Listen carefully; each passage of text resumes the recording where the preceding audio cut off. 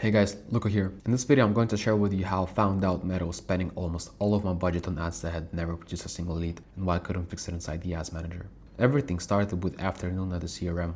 A client of mine asked to analyze the performance of their ad campaigns, just evaluating how the ad campaign was going on. So what I did is I've got the list of every single lead that came from this ad campaign, and I wanted to cross-check of every single ad that was going on. So here, as you see, I wrote down every single lead and the corresponding ad that supposedly converted the lead. What I found out is about one ad was responsible for 80% of the lead, which is actually, I think, pretty common if you think about it, since it's a Pareto principle where most of 2 or 3 or 4 ads drive the most traffic. I think you can relate to this. So it was a pretty interesting and pretty common experience, right? And the way we tracked it is we have installed the UTM tags. That's why we could know which lead came from which ad. That's great, but something interesting happened later. I went to the ads manager and I wanted to figure out how the ads are going on. And so we had about, let's say 10 ads. The top spender, which spent like 80% of the budget, has never appeared here. So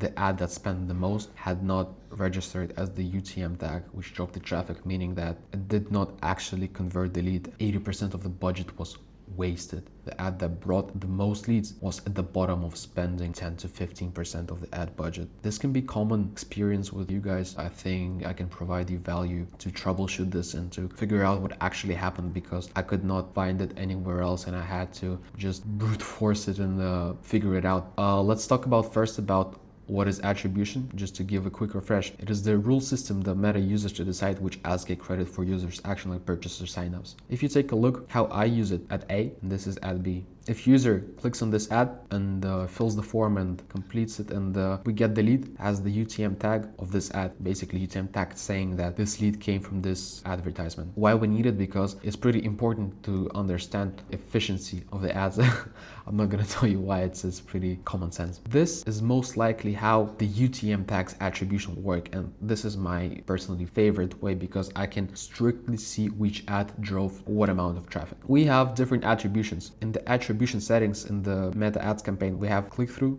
pretty common, view-through. These are the two main things if you don't do the video ads. This is the explanation of how the 7-day attribution works, because it's pretty important here. A 7-day window credits an ad for conversion if a user clicks the ad and buys or signups with 7 days. What it means, for example, let's say ad A has 7-day attribution setting. Person can open this click, the form pops up, and then he does not fill it and goes away, but it's still open. And within 7 days, he can go back, fill the form, and it will attribute the conversion event at A. While the view-through attribution credits an ad if a user sees the ad without clicking and converts within the short time, usually 1 day. But here's something interesting. Usually you cannot have only click-through attribution. The most common setting is 7-day click-through and 1-day view-through. In this case, let's say there's ad A, person clicks on it but does not fill the form, and here's the form, right? And then he scrolls more, and then he sees the ad B, does not click on it but goes to the form and fills it. And because of the 1-day view through, it's not the ad A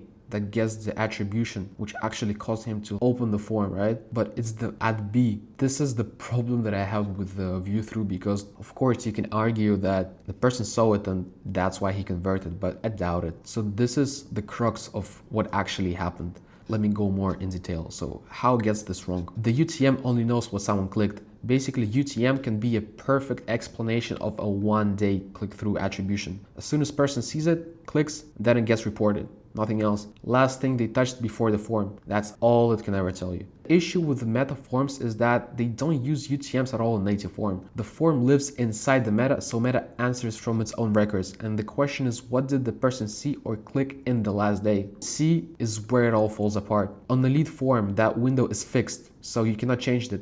I figured out the hard way. To the 7-day click, 1-day view, you don't get a choice. Open the setting and it's empty. An ad nobody clicked can still take credit as long as the person scrolled past it in the last 24 hours. What it means, look, we can have ad A with let's say 100k impressions, and ad B with 25k impressions. What it means, since there's one click-through rate, this ad could drive 80% of the leads. However, since these leads saw the last time the ad A, all of the credit was going to ad A, and therefore increasing the budget. Even though this ad was not just driving the traffic and driving the leads, it was the last one the person saw, and that's why I got all of the credit. What are the odds that they also scrolled past the big one? High, and not because it persuaded them, because it's everywhere. That's why it has more impressions. So do that across 1,000 leads and the big ad piles up credits and never earned. That's how I've got the ad A that spent 80% of the budget and actually 0 UTM tags associated with it.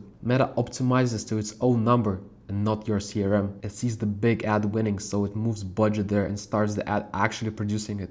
I figured out that the issue was that the 7-day and 1-day click-through was hindering the performance and reporting quality of the ads, but nothing helped me to find it because most of the meta ad advice, I would say, is actually for the e-com, and they don't have this issue because they drive traffic to the e-commerce website, not the lead forms. So this is the example of how it looks when you choose the lead form. Here is supposed to have the attribution model, but when you expand on it, there is nothing, so you cannot do anything with it. And this is how it's supposed to look when the conversion is a website lead. So you choose the attribution model and then you can configure the settings. What I needed here is I wanted to change to 1-day click, so the attribution will get fixed. Here's some examples. If you would ask Google how to change attribution settings with meta lead forms, it will not actually tell you anything, because you can technically change the attribution of the lead conversion event, but you cannot do it with the lead form, and I could not find anywhere else that would tell me that. It was just my